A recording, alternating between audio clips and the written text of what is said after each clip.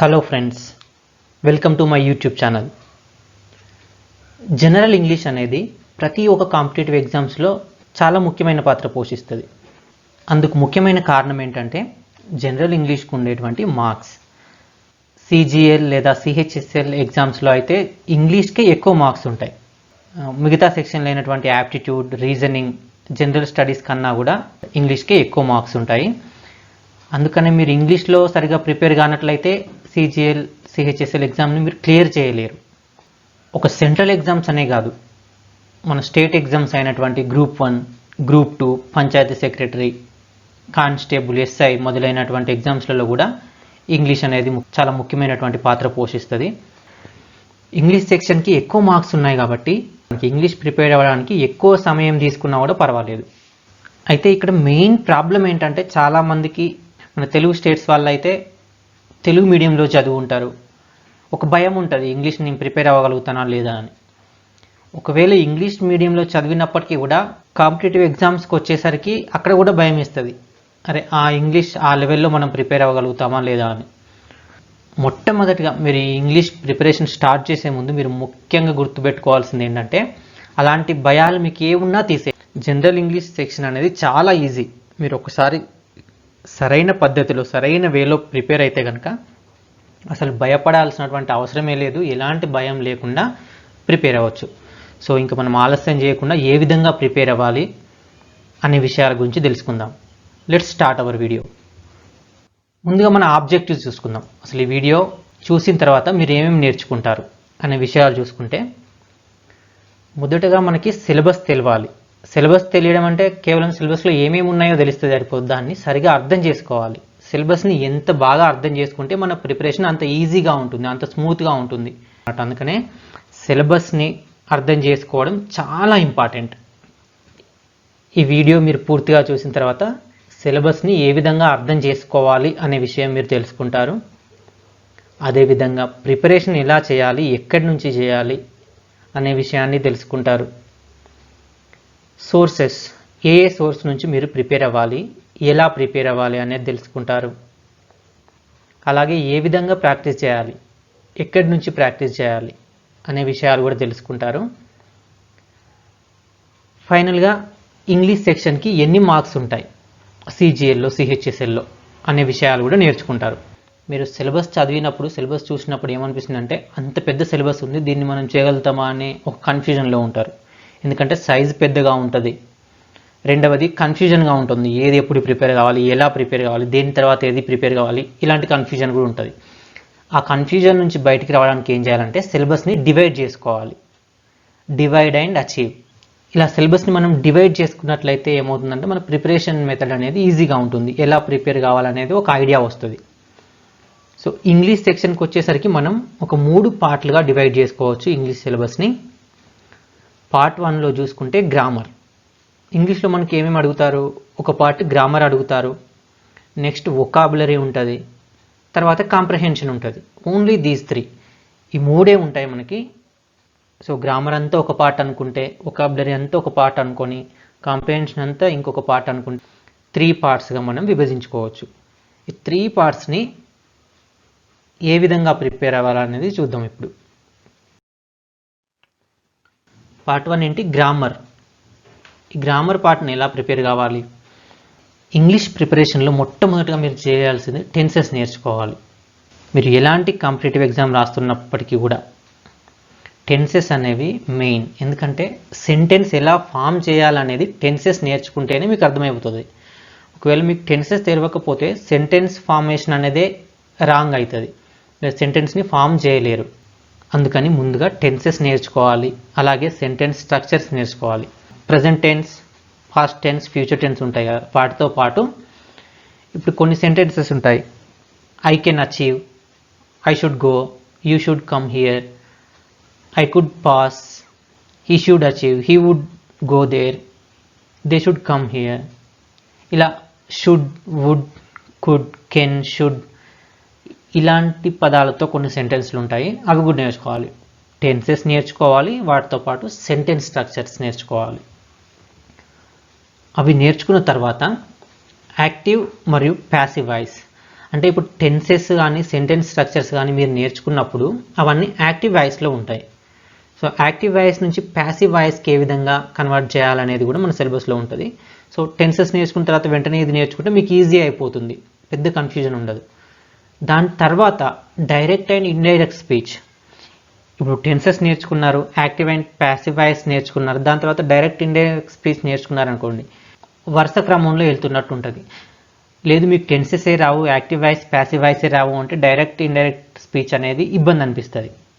So అందుకని ఈ ఆర్డర్లో నేర్చుకోండి గ్రామర్ని. ఫస్ట్ టెన్సెస్ నేర్చుకోండి, నెక్స్ట్ యాక్టివ్ ప్యాసివ్ వాయిస్ నేర్చుకోండి, next direct indirect speech lesson నేర్చుకోండి. ఇవన్నీ కూడా మీకు బుక్స్లో ఉంటాయి. ఈ సోర్స్ ఎక్కడ ఉంటాయి అనేది కూడా నెక్స్ట్ ముందు వచ్చే స్లైడ్స్లో నేను చెప్పబోతున్నాను, అంటే వీటికి ఏ బుక్స్ నుంచి చదవచ్చు అనేది. దాని తర్వాత స్పాట్ ద ఎర్రర్. ఎప్పుడైతే ఈ 3 మీరు నేర్చుకున్నారో, tenses, active voice, passive voice, direct indirect speech, దాని తర్వాత spot the error. Spotting the error ఎక్కడి నుంచి ఉంటాయి? మళ్ళీ ఈ సెంటెన్స్లోనే. సెంటెన్స్లు కరెక్ట్గా ఉన్నాయా, ఎక్కడైనా మిస్టేక్ ఉందా, ఎర్రర్స్ ఉన్నాయా. దాని తర్వాత ఫిల్ ఇన్ ద బ్లాంక్స్. ఇవన్నీ కూడా మీకు వరుస క్రమంలో చెప్తున్నాను. ఇదే వరుసలో నేర్చుకుంటే మీకు చాలా చాలా ఈజీగా ఉంటుంది. దీని తర్వాత సెంటెన్స్ ఇంప్రూవ్మెంట్, అంటే ఒక సెంటెన్స్ని ఇంకా ఎలా ఇంప్రూవ్ చేయొచ్చు. ఇవ్వడం మనకి రాంగ్ ఇస్తారు, అక్కడ కొంచెం ఏదో ఒక చిన్న మిస్టేక్ ఇస్తారు, దాన్ని ఇంకా కరెక్ట్గా చెప్పాలంటే ఎలా ఇంప్రూవ్ చేయొచ్చు అనేది. దాని తర్వాత అరేంజింగ్ ద సెంటెన్స్, అంటే ఒక 4 సెంటెన్స్లు ఇస్తారు, కిందిది మీది ఇస్తారు, మీది కింది ఇస్తారు, ఫస్ట్ చెప్పాల్సింది లాస్ట్. సరైన క్రమంలో కాకుండా జంబుల్ చేసి ఇస్తారనమాట. వాటిని మనం సరైన పద్ధతిలో వరుస క్రమంలో అరేంజ్ చేయాలి, అదే arranging the sentence. So grammar పార్ట్లో ఇవే ఉంటాయి, మీకు ఇంతకంటే ఎక్కువ ఏముండవు. వీటికి ఎక్కువ టైం కూడా తీసుకోదు. టెన్సెస్ నేర్చుకోవడానికి ఎంత టైం పడుతుంది మీకు? 1-2 రోజులు పట్టవచ్చు మంచిగా నేర్చుకుంటే. కొంచెం స్లోగా నేర్చుకుంటే ఇంకొంచెం ఎక్కువ పడుతుంది. కాకపోతే చాలా ఈజీగా నేర్చుకోవచ్చు. ఒకసారి నేర్చుకున్నామంటే అయిపోతుంది, మీకు నెక్స్ట్ ప్రాక్టీస్ చేస్తే సరిపోతుంది. ఇంకొకటి ఏంటంటే ఇవి రూల్స్ అనమాట. మీరు ఆ రూల్స్ ఒకసారి నేర్చుకుంటే వాటిని ఫాలో అయితే ఇంకా మీరు రాంగ్ చేసే అవకాశమే ఉండదు. ఎంత ఎక్కువ ప్రాక్టీస్ చేస్తే అంత తక్కువ మిస్టేక్స్ ఉంటాయి ఇంకా మీకు. సో ముందుగా గ్రామర్ నేర్చుకోండి. దాని తర్వాత పార్ట్ 2.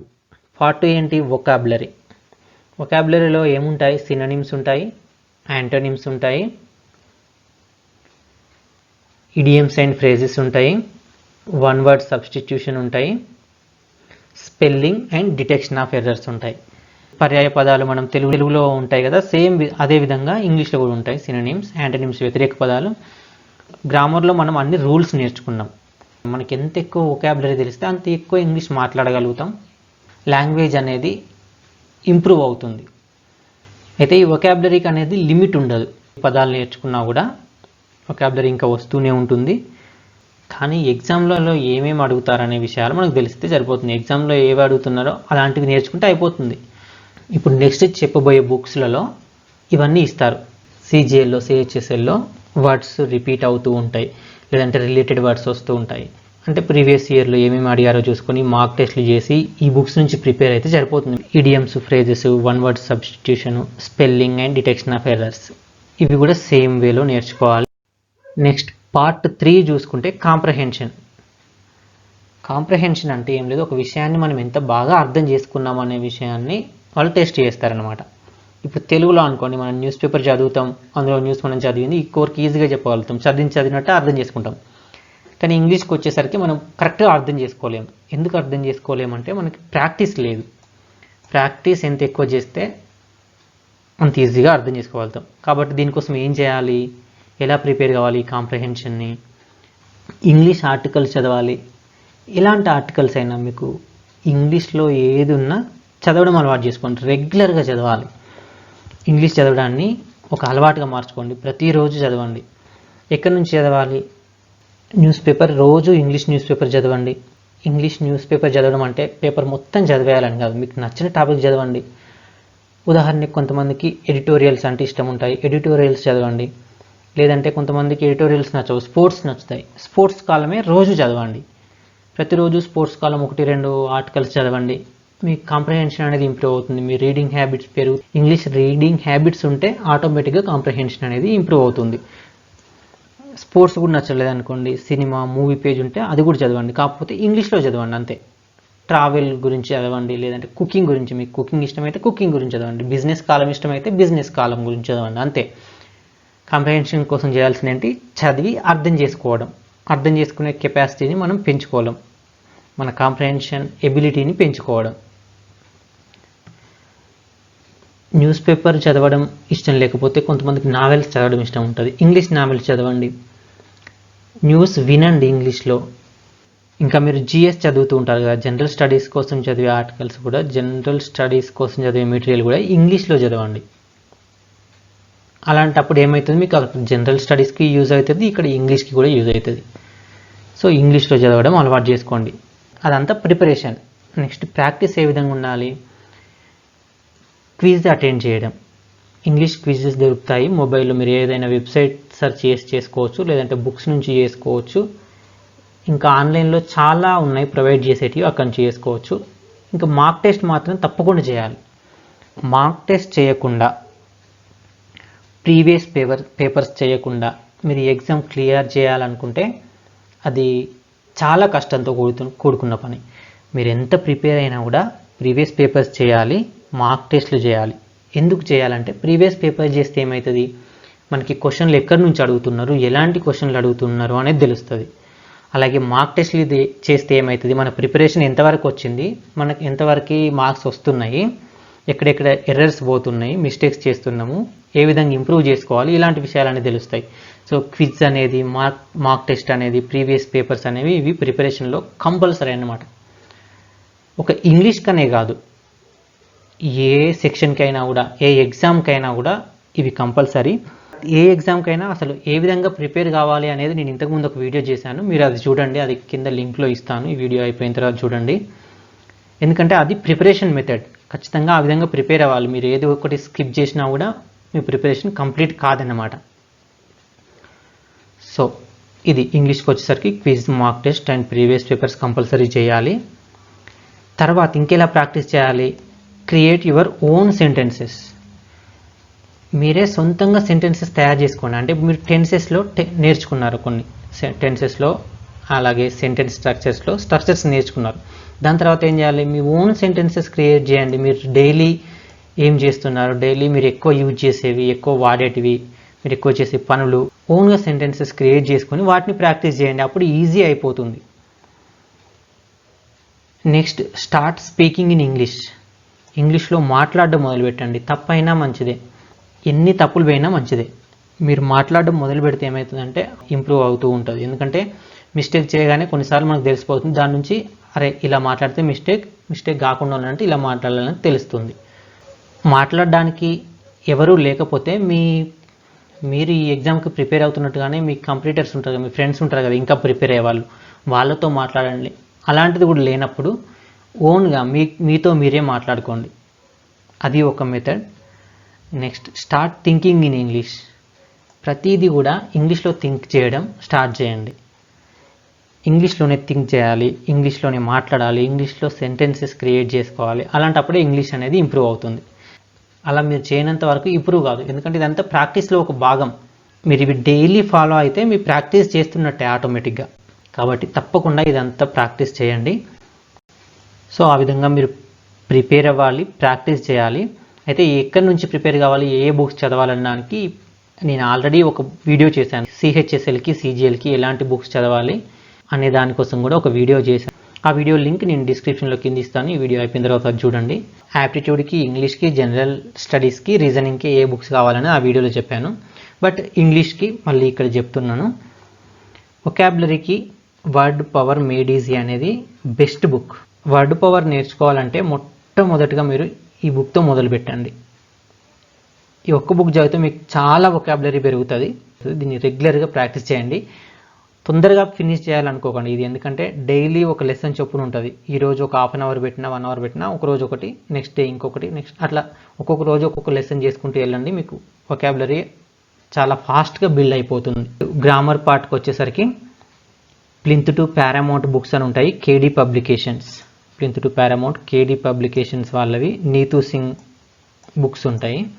వాల్యూమ్ 1, వాల్యూమ్ 2 అని 2 ఉంటాయి. సో ఆబ్జెక్టివ్కి అంటే టైర్ 1 వరకు మనకి ఈ బుక్ సరిపోతుంది. టైర్ 2 డిస్క్రిప్టివ్ కోసం వాల్యూమ్ 2 కూడా ఉంటే బెటర్. 2 కూడా కొనుక్కోవచ్చు. సో ఈ కేడీ పబ్లికేషన్ వాళ్ళ బుక్స్ ఒకటి ఉన్నాయి, ప్లింత్ టు పారామౌంట్. అది కాదంటే అర్హెంట్ వాళ్ళది objective general English and descriptive general English, ఇవి కూడా ఒక 2 బుక్స్ ఉంటాయి, ఆబ్జెక్టివ్ అండ్ డిస్క్రిప్టివ్ అని. ఇదైనా కొనుక్కోవచ్చు, ఏదైనా ఒకటి సరిపోతుంది. మీకు కావాలనుకుంటే ప్లింత్ టు పారామౌంట్ కొనుక్కోండి, లేదు ఇది కాదనుకుంటే ఇదైనా కొనుక్కోండి. అంతేగాని రెండేం అవసరం లేవు, ఏవైనా ఒకటి సరిపోతుంది. రీసెంట్గా సెర్చ్ చేస్తే ఈ బుక్ కూడా బాగుందని తెలిసింది, easy to learn general English. కావాలంటే ఇదైనా కొనుక్కోవచ్చు. దీని రివ్యూ చూస్తే కూడా బాగుందనే చెప్తున్నారు, చాలా మంచి రివ్యూసే ఉన్నాయి. కాకపోతే ఏంటంటే ఇంగ్లీష్ ప్లస్ హిందీలో ఉంటుంది, ఇది కొంచెం ఇబ్బంది అనిపిస్తుందేమో. ఒకసారి చూసి కొనే ముందు బుక్ షాప్లో ఒకసారి చూసి కొనుక్కుంటే బెటరు. ఇవన్నీ కొనాలని లేదు, ఏదైనా ఒకటి సరిపోతుంది. ఇప్పుడు ప్లింత్ టు పారామౌంట్ కొన్నారంటే ఇవి రెండేం అవసరం లేవు, ఇది ఒకటి కొన్నారంటే మిగతా రెండేం అవసరం లేవు. అట్లా ఏదైనా ఒకటి కొనుక్కోండి. నా వరకు వచ్చేసరికి నేను ప్లింత్ టు పారామౌంట్ చదివాను, బాగుంది. ఇవి రెండు చదవలే కాబట్టి ఎలా ఉంటాయో నాకు తెలియదు. ఆల్రెడీ ప్లింత్ టు పారామౌంటే చదివాను నేను. పూర్తి ఇంగ్లీష్ బుక్కే కొనుక్కోండి, ఇంగ్లీష్ అనేది ఇంగ్లీష్ మీడియంలో ఉన్నదే కొనుక్కోండి. ఇంకా ప్రీవియస్ పేపర్స్ కోసం అయితే ఎస్ఎస్సి కిరణ్ పబ్లికేషన్స్ బుక్స్ ఉంటాయి. ఇందులో అన్ని solved papers, chapter wise solved papers అని ఇంగ్లీష్ లాంగ్వేజ్ ప్రతి సెక్షన్కి ఉంటాయి. యాప్టిట్యూడ్కి కూడా ఉంటాయి, జనరల్ స్టడీస్కి ఉంటాయి, రీజనింగ్కి ఉంటుంది, ఇంగ్లీష్కి కూడా ఉంటుంది. సో ఇంగ్లీష్కి ఇది మీరు కొనుక్కోవచ్చు. ఇంకా మార్క్ టెస్ట్ చేయాలంటే ఆన్లైన్లో దొరుకుతాయి. మార్క్ టెస్ట్లు ఎక్కువ ఇక్కడ మీకు ఆన్లైన్లో దొరుకుతాయి. లైక్ టెక్స్ట్ బుక్ కానీ, ఎస్ఎస్సి అడ్డా కానీ, ఇట్లా చాలా ఉంటాయి. అక్కడ మార్క్ టెస్ట్లు రాసుకోవచ్చు. మార్క్ టెస్ట్లు అనేవి చాలా చాలా ఇంపార్టెంట్. నెక్స్ట్ ఇంగ్లీష్కి సీజీఎల్లో ఎన్ని మార్క్స్ ఉన్నాయో చూస్తే, టైర్ 1లో 25 క్వశ్చన్స్కి 2 మార్క్స్ చొప్పున 50 మార్క్స్ ఉన్నాయి. టైర్ 2లో 200 క్వశ్చన్స్కి 1 మార్క్ చొప్పున 200 మార్క్స్ ఉన్నాయి. టైర్ 3లో అంటే letter writing and essay writing రెండు కలిపి 50-50 100 మార్క్స్ ఉన్నాయి. అంటే ఎన్ని మార్క్స్ అవుతున్నాయి? 50, 200, 100 350 మార్క్స్ ఇంగ్లీష్కి ఉన్నాయి. ఒక 350 మార్క్స్ అంటే ఎంత ఇంపార్టెంట్ చూడండి. అదే జిఎస్ తీసుకుంటే ఓన్లో ఒక 50 మార్క్స్ ఉంటాయి. రీజనింగ్ తీసుకున్నా కూడా ఓన్లీ టైర్ 1లో ఒక 50 మార్క్స్ ఉంటాయి. అలాంటిది ఇంగ్లీష్ చూసుకుంటే 350 మార్క్స్ ఉన్నాయి. అంటే ఎంత ఎక్కువ టైం పెట్టాలి, మనం ఎంత శ్రద్ధగా ఇంగ్లీష్ని ప్రిపేర్ అవ్వాలనేది మీరే అర్థం చేసుకోవాలి. ఈవెన్ యాప్టిట్యూడ్ చూసుకున్నా కూడా ఇక్కడ ఒక 50 మార్క్స్ ఉంటాయి. టైర్ 2లో ఒక 250 మార్క్సే ఉంటాయి. ఇంగ్లీష్కి వచ్చేసరికి 350 మార్క్స్. అంటే ఎక్కువ మెజారిటీ రోల్ ఎవరిది ఉంది? ఇంగ్లీష్దే ఉంది. కాబట్టి ఇంగ్లీష్ని చాలా శ్రద్ధగా ఎక్కువ టైం ఇచ్చైనా సరే ప్రిపేర్ అవ్వడం చాలా అవసరం. అంతేకాకుండా జిఎస్ అయినా యాప్టిట్యూడ్ అయినా కొంచెం అన్సర్టెనిటీ ఉంటుంది. అంటే మనం ఎంత బాగా ప్రిపేర్ అయినా జిఎస్లో ఎక్కడి నుంచి వస్తాయో తెలియదు. యాప్టిట్యూడ్లో అయితే కొంచెం కష్టమైన క్వశ్చన్లు వస్తే మనం చేయలేం. ఇంగ్లీష్లో అలా కాదు. మహా అయితే వొకాబులరీలో మనం కొన్ని చేయలేకపోవచ్చు, కానీ గ్రామర్ పార్ట్ మాత్రం కంపల్సరీగా చేయగలుగుతాం. అండ్ కాంప్రహెన్షన్ కూడా ప్యాసేజ్ అక్కడే ఉంటుంది, క్వశ్చన్లు అక్కడే ఉంటాయి, ఆన్సర్ కూడా అక్కడే ఉంటాయి. కాబట్టి మనం కాంప్రహెన్షన్ సరిగా అర్థం చేసుకోగలిగితే ఆన్సర్ చేయగలుగుతాం. ఇక్కడ అన్సర్టనిటీ అనేది ఉండదు. మనం ఖచ్చితంగా మార్క్స్ తెచ్చుకోవచ్చు అన్నమాట ఇంగ్లీష్లో. అందుకని ఇంగ్లీష్కి ఎక్కువ టైం పెట్టండి, ఎక్కువ శ్రద్ధతో ప్రిపేర్ అవ్వండి, ఎక్కువ మార్కులు తెచ్చుకోండి. సమ్మరీ చూసుకుంటే మనం ఏం నేర్చుకున్నాం? ఇంగ్లీష్ సిలబస్ని ఒక 3 భాగాలుగా విభజించుకోవాలి. అది మన కన్వీనియన్స్ కోసం, మన కంఫర్ట్ కోసం. అలా గ్రామర్, వొకాబులరీ, కాంప్రహెన్షన్ ఇలా విభజించుకొని ప్రిపేర్ అయితే మన ప్రిపరేషన్ అనేది చాలా స్మూత్గా ఒక పద్ధతి ప్రకారం ఉంటుంది. అలాగే ప్రీవియస్ పేపర్లు అనేవి కంపల్సరీగా సాల్వ్ చేయాలి. అలా సాల్వ్ చేసినప్పుడు ఎక్కడి నుంచి క్వశ్చన్లు అడుగుతున్నారు, ఏ విధమైన క్వశ్చన్లు అడుగుతున్నారు అనేవి తెలుస్తాయి. తర్వాత మార్క్ టెస్ట్లు చేయాలి. ఎందుకంటే మనం ఎంత బాగా ప్రిపేర్ అయినా మార్క్ టెస్ట్లు చేయకపోతే మనం ఎలా పర్ఫామ్ చేయగలుగుతున్నాం అనేది మనకు తెలియదు. ఎప్పుడైతే మార్క్ టెస్ట్లు చేస్తామో అప్పుడు మన పర్ఫార్మెన్స్ మనకు తెలుస్తుంది, మన మిస్టేక్స్ తెలుస్తాయి, దాని నుంచి కరెక్ట్ చేసుకోవచ్చు. ఆ తర్వాత ప్రాక్టీస్ చేయడం అనేది కూడా చాలా చాలా ఇంపార్టెంట్. ఇంగ్లీష్లోనే థింక్ చేయాలి, ఇంగ్లీష్లోనే మాట్లాడాలి, ఇంగ్లీష్లోనే రాయడం మొదలుపెట్టాలి. అలాగే ఇంగ్లీష్లో చదవడం అనేది కూడా చాలా ఇంపార్టెంట్. ప్రతిదీ ఇంగ్లీష్లో చేయండి ఇక నుంచి. సో ఇది ఫ్రెండ్స్ ఇంగ్లీష్ని ప్రిపేర్ అయ్యే విధానం, ఇంగ్లీష్ యొక్క ప్రిపరేషన్ స్ట్రాటజీ అనేది. కాబట్టి మీరు ఇంగ్లీష్ అంటే ఎలాంటి భయం లేకుండా ఆసక్తితో ప్రిపేర్ అవ్వండి. ఖచ్చితంగా మీరు నేర్చుకోగలుగుతారు, ఎట్లాంటి భయం అవసరం లేదు. Keep learning and thank you for watching. See you in next video. Bye bye.